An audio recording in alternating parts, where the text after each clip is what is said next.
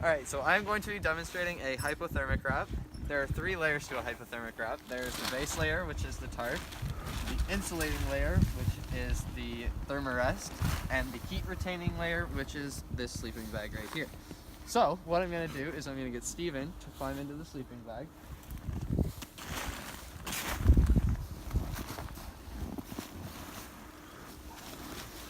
Straighten that over him there. And we're going to zip him up nice and tight. Keep him nice and warm.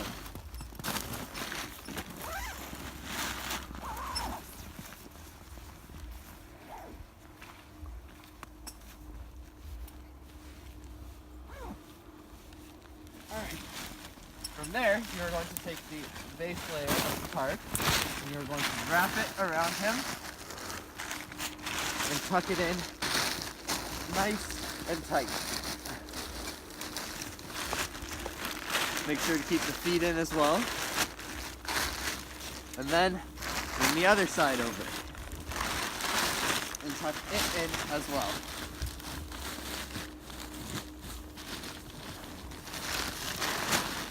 I'm all wrapped up.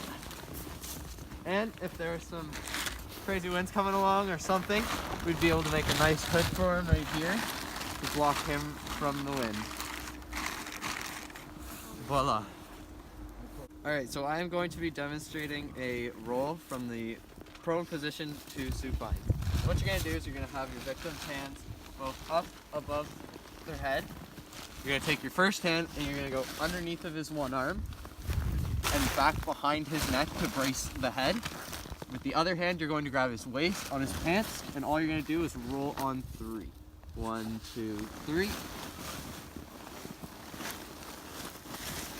And then from there, you bring their arms down, and they're in a comfortable position. So I'm going to be doing a roll from the supine position to recovery position. You'd want to do this when a patient is either more comfortable in that position or when they're throwing up to keep their airway nice and clear. So what you're going to do is you're going to lift up this leg like that. This arm goes above the head, and this arm comes across the chest to the other arm. And all you do is grab the outside shoulder and the knee, and you just pull towards you until the knee comes down to the ground, and they are like this. I am going to be teaching you how to administer an EpiPen. So to start, you're going to take off the blue cap, put it in whichever hand, doesn't matter. Put about an arm's length, goes into the thigh, you hold it there, and then you pull it out, and normally there would be a needle that is covered by this, but there's no needle. Alright, so next I'm going to be showing how to take blood pressure. What you're going to do is you're going to put the cuff on his arm with the main sort of valve things on his artery. And then you're going to use your stethoscope, which has already been placed up in here, to listen for 2 things, the systolic and the diastolic pressures. So we're going to pump this up.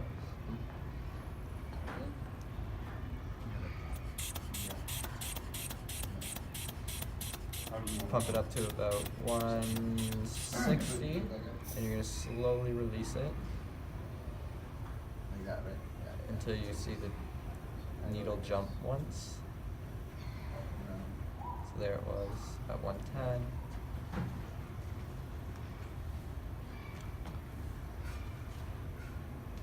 And 80. So we've got 110 over 80 for Steven. Alright, so next I'm going to be showing how to sling an arm with the triangular bandage. So what you're going to do, if Steven's arm was broken, you would put it across your chest in a comfortable position. Take the long side of the triangle bandage and drape it across his shoulder like so. From there, you're going to take the back one, and Steven, if you don't mind turning around for me.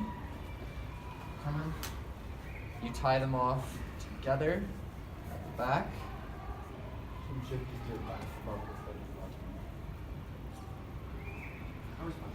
Turn back around. That creates a sling when you tuck it in nicely for his arm. And to further prevent movement, you would take a second triangular bandage, go across the arm like this. Sorry, Steven. Tie it off again behind to further reduce mobility of the arm. And there you go. That's what it would look like. Let me know when you're filming. Yeah, good. Okay. So what we're going to be demonstrating here, now that Matt is already in a hypo wrap, we are going to be demonstrating a carry litter. So what you're going to do is you're going to, as you can see here, it's already been weaved through behind Matt. You're going to weave a bunch of rope and back and forth underneath of your patient. And then when you've got them on top of it in the wrap, you're going to take each loop on either side and you're going to feed them through each other, daisy chain linking them, and you just keep going back and forth, getting tighter and tighter.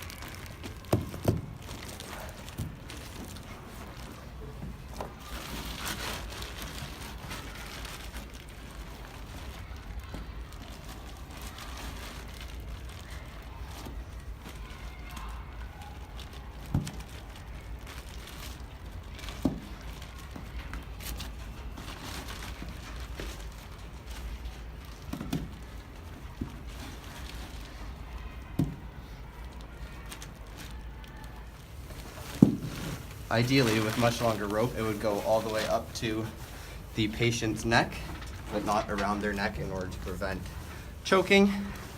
But once you get to this point, you would tie it off with a simple knot of your choice.